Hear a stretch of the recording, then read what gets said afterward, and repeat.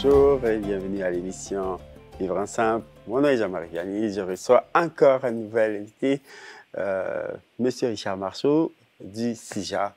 Richard Marceau est très impliqué, un ancien politicien, très impliqué dans la communauté de la région de la Capitale-Nationale.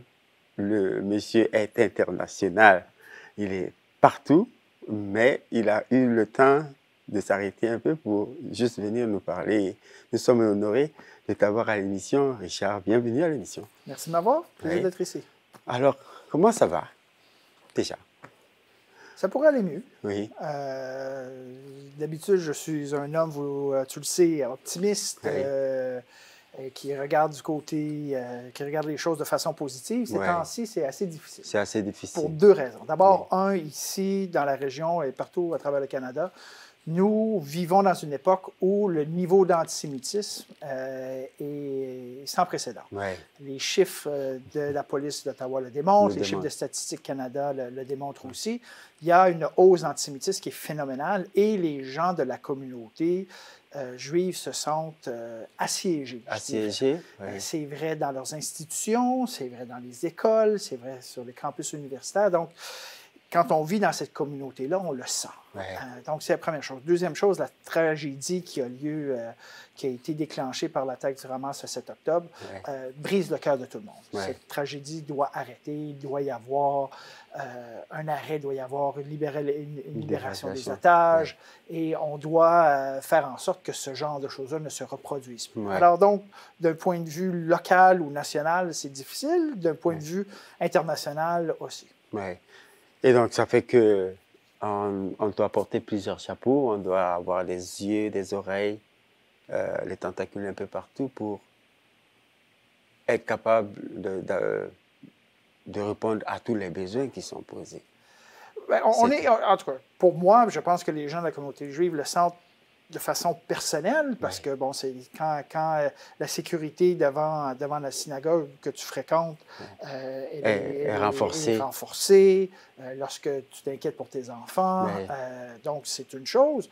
Puis deuxième des choses, comme tu le mentionnais, il y a aussi le côté, je dirais, professionnel, parce qu'on est très en demande, parce que les demandes qui proviennent d'un peu partout, de différents secteurs de la communauté juive, sont très élevées. Toi et moi, on se connaît, on a participé dans plusieurs rencontres de rapprochement de communautés, d'explications, d'informations, des différents enjeux sur les discriminations, le manque de respect aux autres.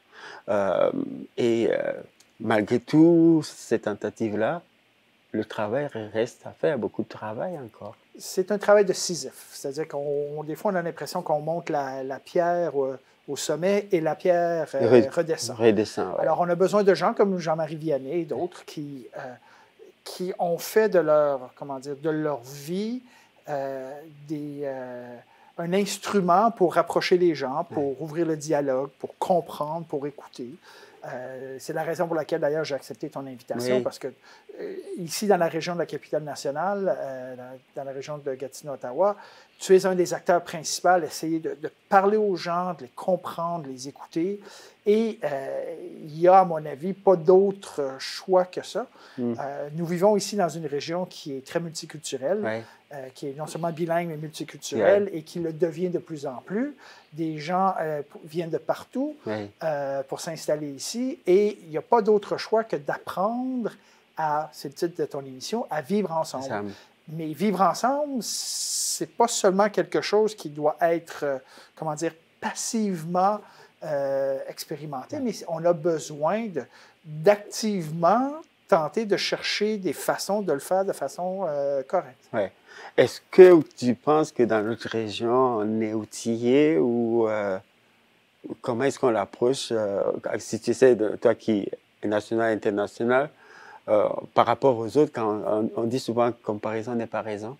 Quand on se compare à d'autres dans notre région ici, comment est-ce qu'on s'y prend? Est-ce qu'on se prend mieux qu'ailleurs? Je ne peux pas parler je peux pas parler de d'autres communautés. J'ai l'impression quelquefois qu'il y a un peu de silo. Il y a des gens vivent un peu, pas ensemble, mais à côté des autres. À côté des autres. Et je crois qu'il est du devoir des leaders de chaque communauté de tendre la main, de construire des ponts.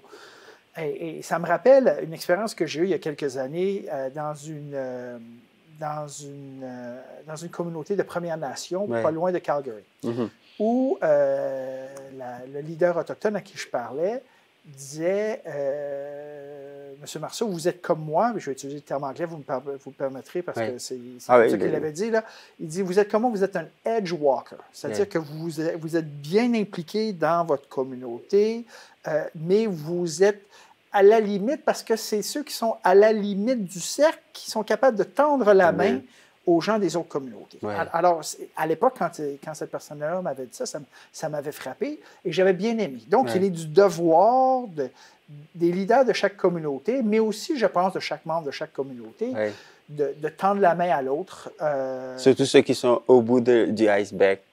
Absolument. Edge. Oui.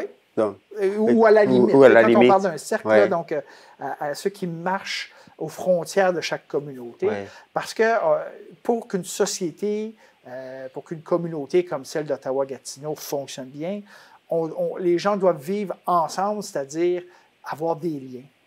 Parce que vivre à côté de l'autre, c'est pas assez. Et comme je vous connais, je te connais, Richard, à chaque fois, c'est comme la journée n'a pas 24 heures chez toi.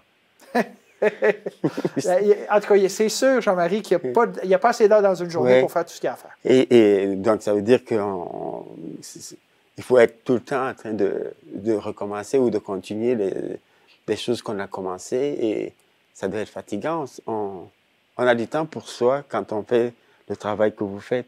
À quel moment? On n'a pas assez de temps, j'ai pas assez de temps. Par contre, je dirais que, bon, je suis ici parce que je suis confession juive.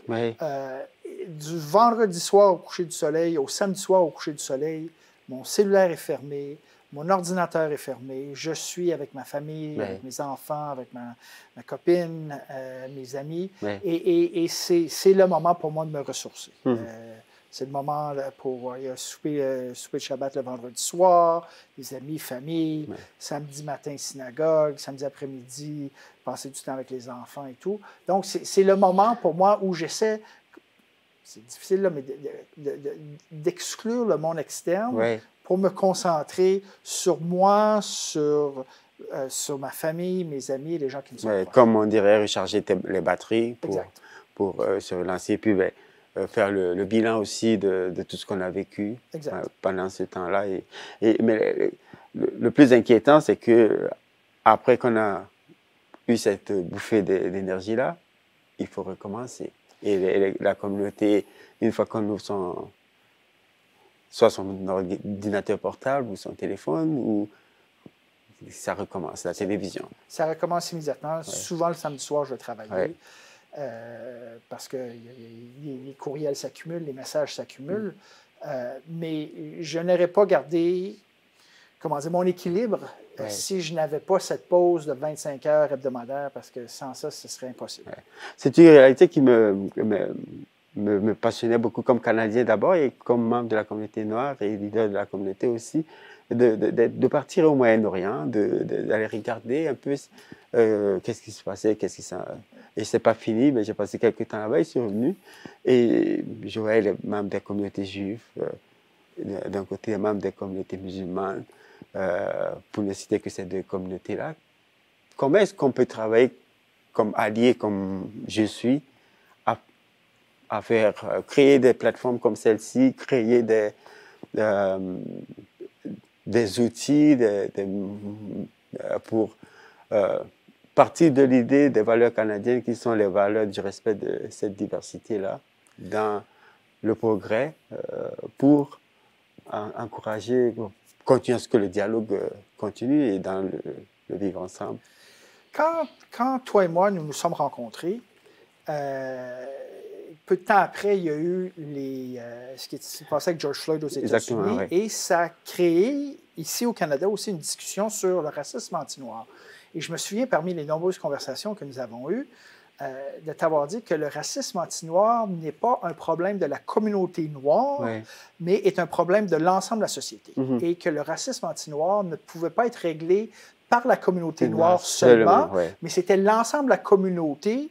et surtout les gens qui n'étaient pas affectés, qui n'étaient pas la cible de ce racisme-là, qui devaient, comment dire, se rouler les manches et dire, bon, ben, on doit écouter ce que la communauté noire nous dit et on doit trouver des solutions. Et c'est la même chose pour toutes les formes, à mon avis, de discrimination. Par exemple, on peut parler de l'homophobie, donc toute discrimination envers les personnes homosexuelles, c'est pas un problème de la communauté homosexuelle seulement. C'est la même chose pour l'islamophobie, pour l'antisémitisme ou pour le racisme anti-autochtone.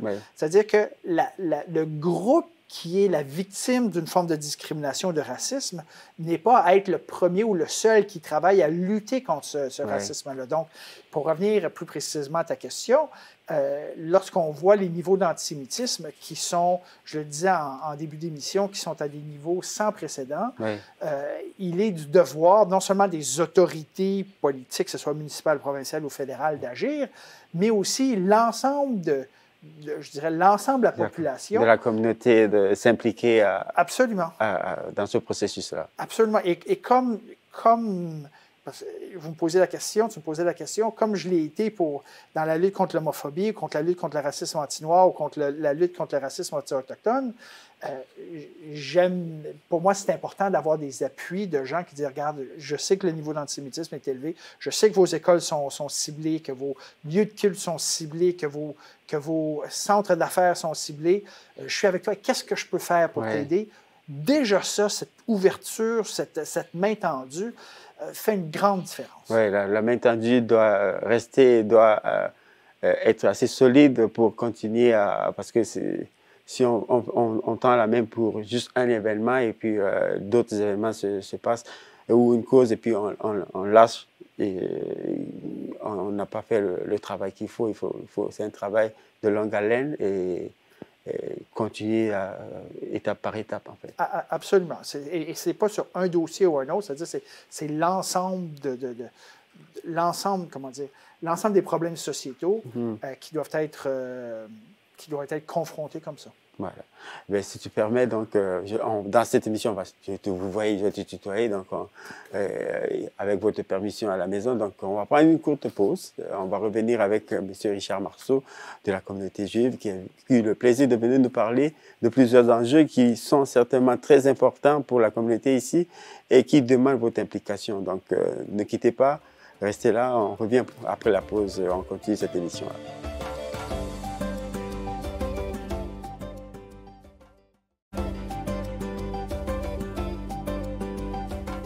Bienvenue après la pause. Je suis toujours accompagné de M. Richard Marceau de la communauté juive.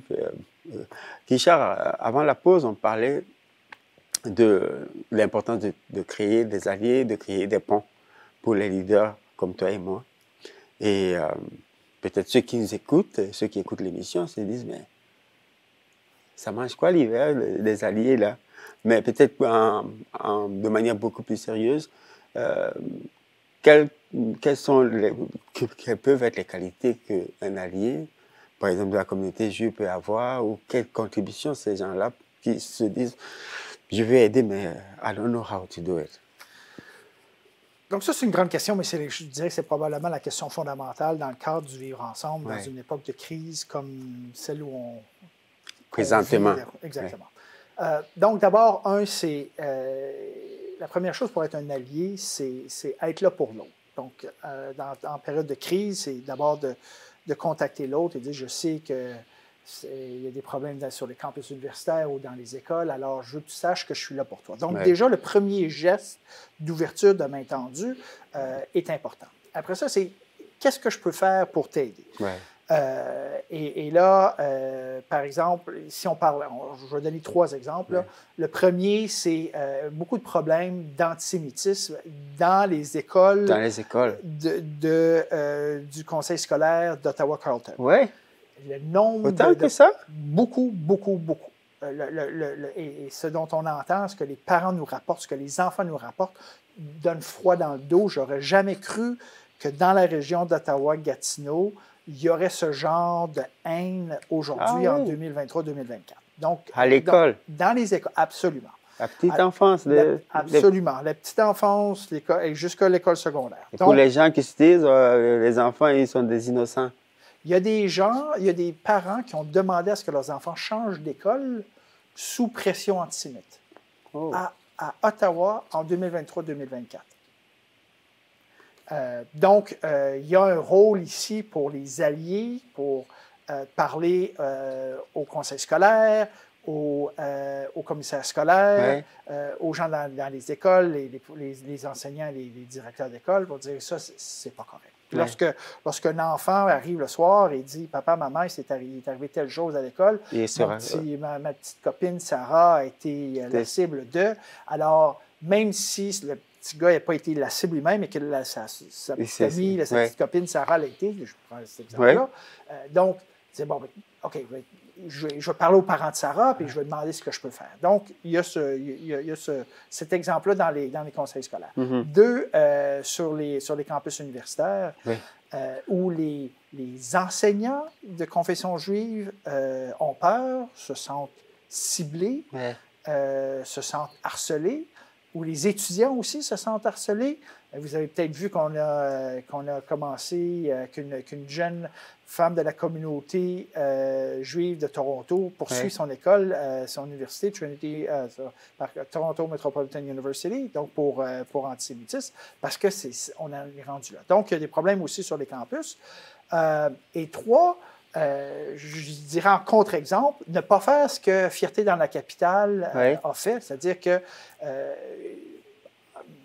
publier un communiqué de presse, malgré les discussions avec la communauté juive, malgré la participation de la communauté juive dans Fierté de la capitale depuis de nombreuses années, et faire un communiqué de presse qui était si odieux que non seulement le maire a décidé de se retirer des festivités, le maire Sutcliffe, mais aussi d'autres. J'ai vu Chio aussi qui a décidé de faire la même chose parce que c'est le contre-exemple de ce qu'il faut faire. C'est-à-dire c'est exactement ce qu'il ne faut pas faire, prendre des positions sans parler aux gens, sans comprendre l'impact que ça peut avoir.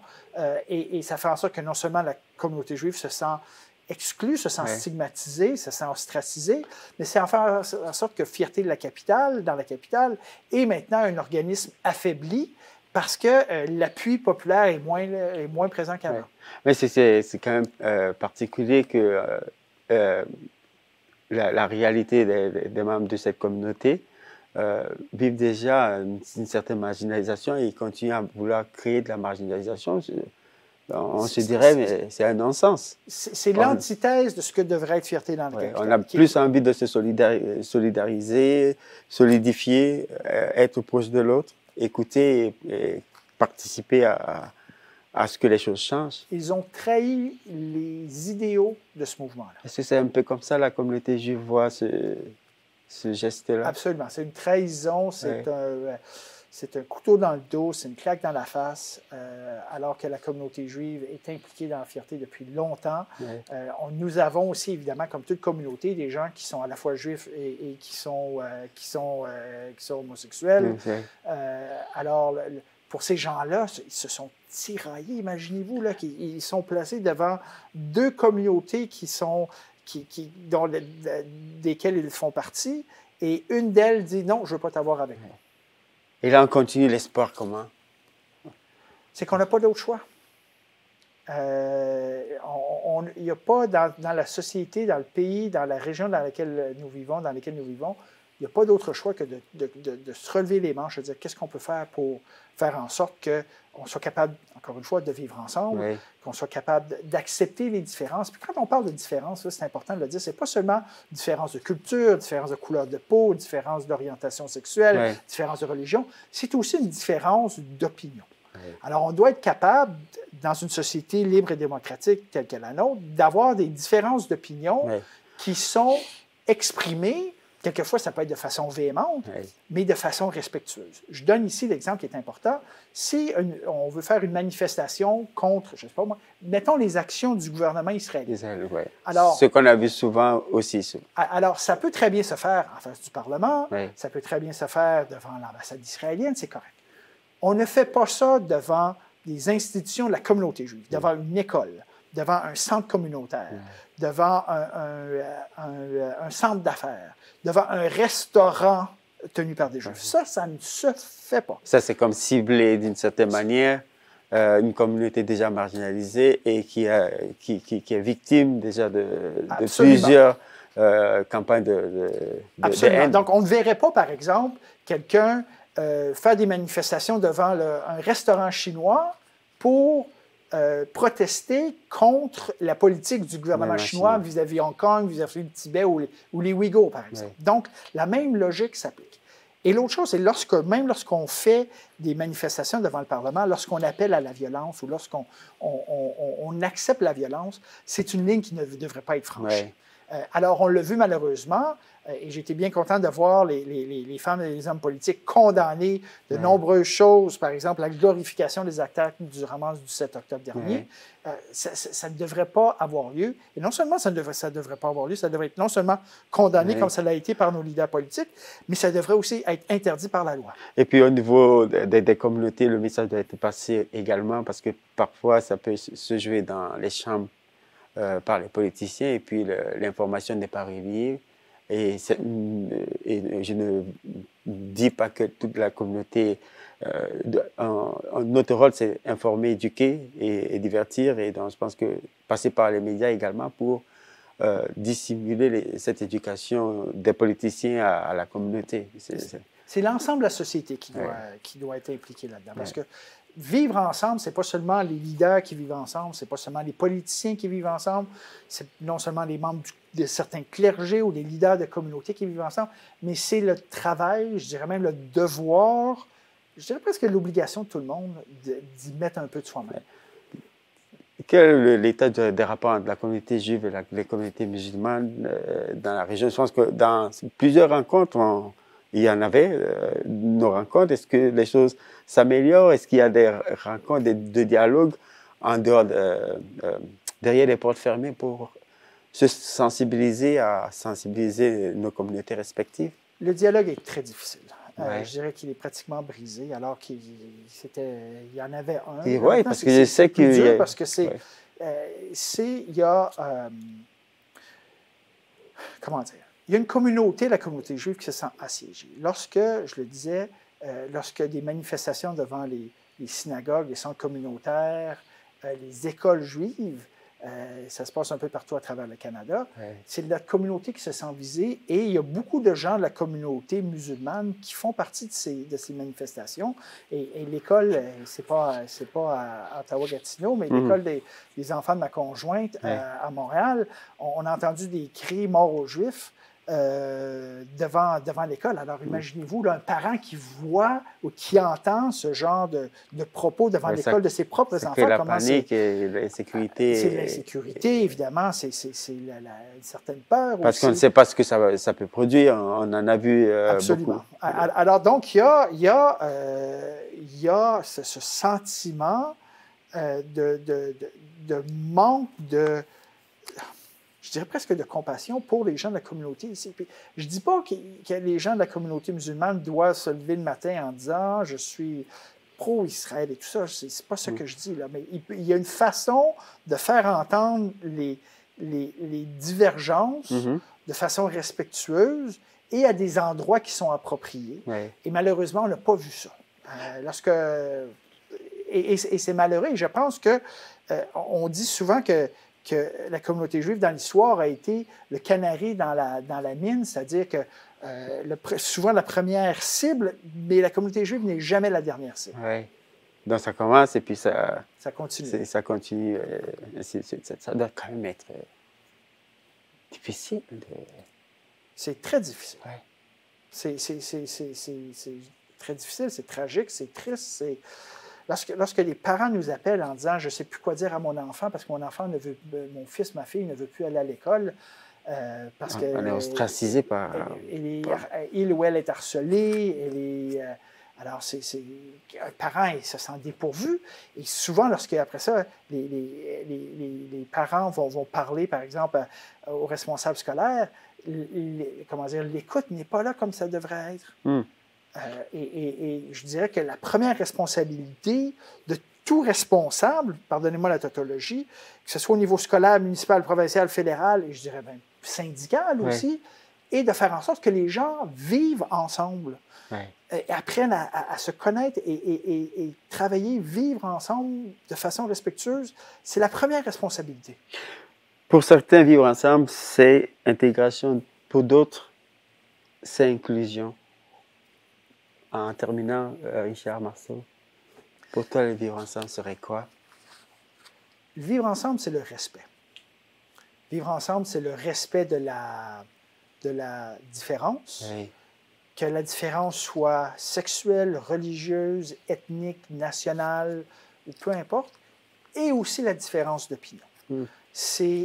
Et c'est aussi vivre non pas en silo, mais aussi vraiment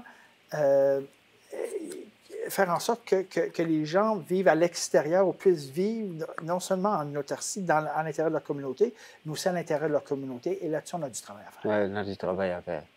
En tout cas, merci encore infiniment, Richard Marceau, d'être de la communauté juive, d'être passé à cette émission pour nous informer, nous éduquer et faire passer le message à la communauté tout entière et nous donner la responsabilité de dire que le travail continue et que chacun, chacune, on doit se continuer à le faire et que c'est ensemble que ça se joue. Merci encore. Merci à toi. Merci. Et en tout cas, j'espère que vous avez aimé l'émission et donc nous, on vous demande de continuer à suivre le programme de la télévision Rogers et à la prochaine. Au revoir.